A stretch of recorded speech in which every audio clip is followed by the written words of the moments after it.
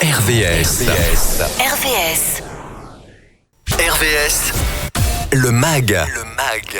Quel point commun entre les villes de Rouen, Hanovre et France 3, ici Normandie? Eh bien, un chiffre, 60. Que dis-je, un anniversaire. Si nous avons déjà évoqué sur RVS les 60 ans qui unissent Rouen, Hanovre à travers le jumelage, vibrons dès maintenant avec les 60 années de programme purement régional. D'abord sur la 3e chaîne, puis sur FR3, puis ensuite France 3 et enfin sur ici Normandie Télé. Et oui, monsieur, dame, votre chaîne télé-régionale fête cette année ses 60 ans et elle est toujours jeune pour nous en parler, puisqu'un programme spécialement conçu cet été va faire revivre cette épopée, un homme et une femme, Shabadabada, Maud de Bohan qui est la déléguée à l'antenne et au contenu chez France 3.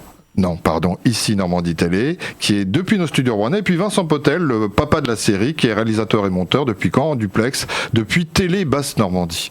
Ça me plaisait de le dire parce que c'est comme ça que ça commence.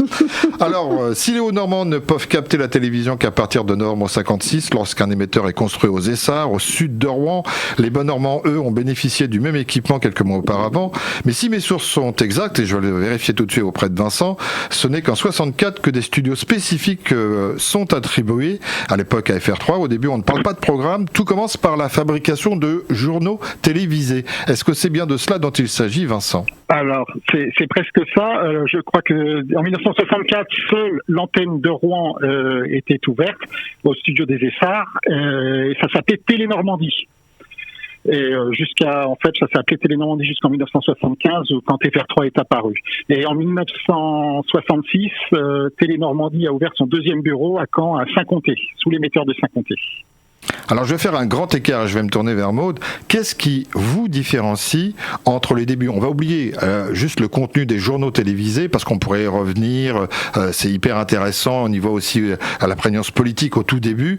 Mais qu'est-ce qui vous différencie concrètement des programmes du début de maintenant ? Oh là là, tout. Je dirais, on n'a pas du tout la même manière de faire de la télévision aujourd'hui, et même de la télévision régionale aujourd'hui qu'hier. Il y avait, je pense, à l'époque, une liberté de parole qu'on a certainement un peu perdue, une vocation aussi à défricher, de défricheur, puisque c'était un art, la télévision, qu'on ne connaissait pas encore, donc il fallait tout inventer, les codes, le narratif, le storytelling, comme on dirait aujourd'hui, et il y avait aussi, je pense, au sein même de la télévision, des professionnels qui n'étaient pas des professionnels de la télévision, puisque c'était tout nouveau. Donc on venait de partout et de plein d'horizons différents. Et aujourd'hui, la télé, elle s'est un petit peu plus institutionnalisée, professionnalisée au sens où il y a des formations de journalistes, des formations de monteurs, des formations de techniciens vidéo, etc. Et que finalement, cette professionnalisation nous a certainement mis un petit peu de sérieux et peut-être nous a retiré un petit peu de liberté de ton. Mais très vite, la mayonnaise a pris. On voit les premiers reportages qui ne sont pas faits spécialement à l'époque par FR3, mais qui sont également d'autres reportages faits par d'autres médias. On voit l'attachement aux Normands, à leur télé-régionale, puisque la Normandie fera partie des régions les plus en vogue dès le départ. Ah, bien évidemment. Et puis, même aujourd'hui, ça n'a pas changé. Les Normands sont les plus attachés et les plus fidèles à leur chaîne régionale. Et ça nous fait toujours chaud au cœur. Quand on étudie les audiences de l'ensemble du réseau régional de France 3, eh bien c'est en Normandie que se trouvent les meilleures audiences. Donc ça veut dire que c'est ici, effectivement, que les habitants sont les plus fidèles et regardent massivement leurs éditions, leurs programmes locaux. Vous aurez remarqué, Maud, que je ne vous ai pas repris quand vous avez dit France 3. Donc, c'est vrai, vous avez raison. Donc 6 décennies d'histoire locale à découvrir tout l'été, au rythme à quel rythme, à quel moment? Je m'adresse à Vincent. Est-ce qu'il y a quelque chose de particulier? Je crois qu'il y a 30 épisodes en tout qui démarrent très prochainement. Oui, ça démarre le 6 juillet. Donc il y a 30 épisodes. Chaque épisode est consacré à un programme emblématique de la télé régionale. Alors on va retrouver des émissions comme Télépomme qui sont célèbres, Côté Jardin. Je pense aussi à des émissions un peu moins connues comme Bagnole ou une autre émission de jardinage qui a été complètement oubliée mais qui mérite vraiment le détour, qui s'appelait C'est toujours la saison. Donc on va retrouver chaque jour un programme différent et croyez-moi, j'ai exhumé quelques pépites et trésors aussi. Alors, on s'est rendu compte aussi que les Normands qui regardaient aussi bien l'antenne de Caen que celle de Rouen ont gardé des personnages en tête. Si on reste sur Caen, on peut penser à Henri Sagnier, aussi à Élise Lucet, mais il y a aussi sur Rouen Bernard Goulet qui était au démarrage, mais Lionel Hamel, Dominique Hornert, Alain Gerby, Alain Colliard, José Alcala, Josiane Romero et l'incontournable Richard Lotte. Est-ce que ce sont des personnages qu'on va revoir, avec lesquels on va partager des moments ou pas? Oui, ils sont bien évidemment. Oui, oui, on a tricoté Vincent a tricoté chaque programme court est tricoté autour d'une personnalité qui a fait la télé, et Vincent qui a travaillé avec les documentalistes qui sont en quelque sorte nos gardiennes du sanctuaire, et Dieu sait qu'il y en a des archives maintenant avec 60 ans de télé-régionale.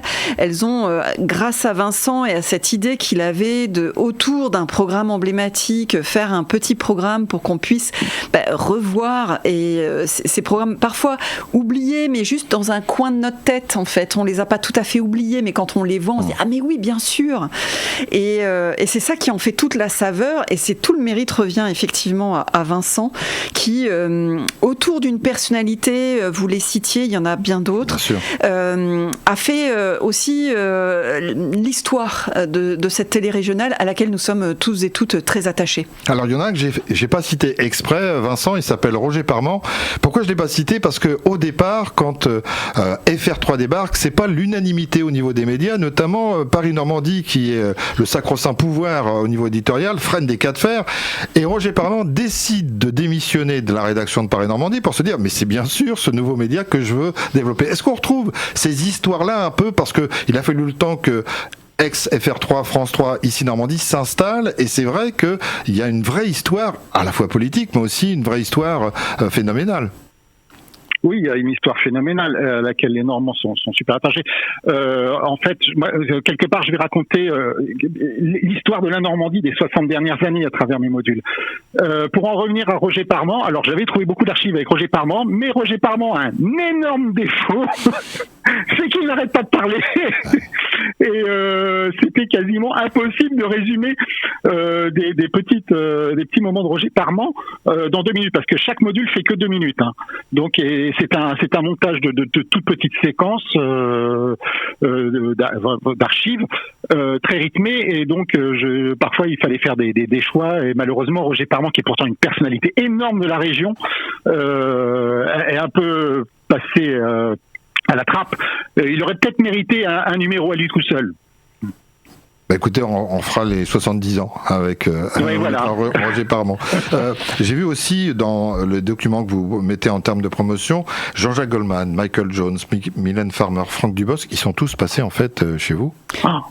Oui, et il y a une émission qui est incroyable, c'est Rocking Chair, je ne sais pas si vous vous en souvenez. Oui, avec Jean-Loup Jeunner, le célèbre Jean-Loup Jeunner. Une émission musicale qui s'intéressait à la pop et au rock, et il y a eu des invités, mais de folie, aussi bien français qu'internationaux. Il y a eu Serge Gainsbourg, il y a eu Daniel Balavoine, il y a eu Chris Rea, Jimmy Cliff, des tas de gens comme ça. On aurait presque pu faire tout l'été avec des morceaux de Rocking Chair, tellement c'était des archives démentes.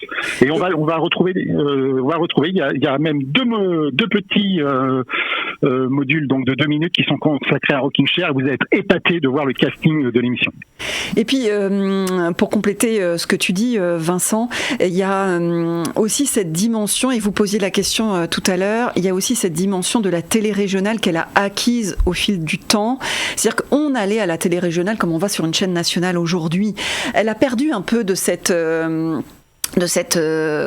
aura, mais elle avait dans les années 60, 70, 80 une qualité de programmation, honnêtement, que aujourd'hui à laquelle aujourd'hui on ne pourrait pas prétendre.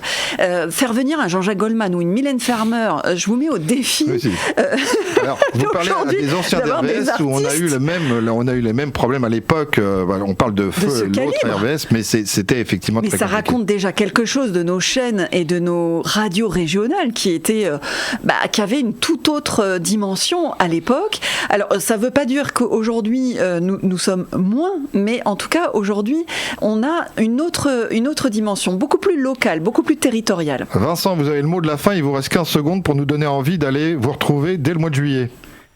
Alors, ça passera, alors déjà je vais dire quand ça passera juste avant le JT, c'est ça Maud, hein juste avant le 19-20, à partir du 6 juillet, dans les minutes qui précèdent le journal. Eh bien ça sera le mot de la fin. Merci beaucoup d'être passé par les studios des RVS. Merci à vous.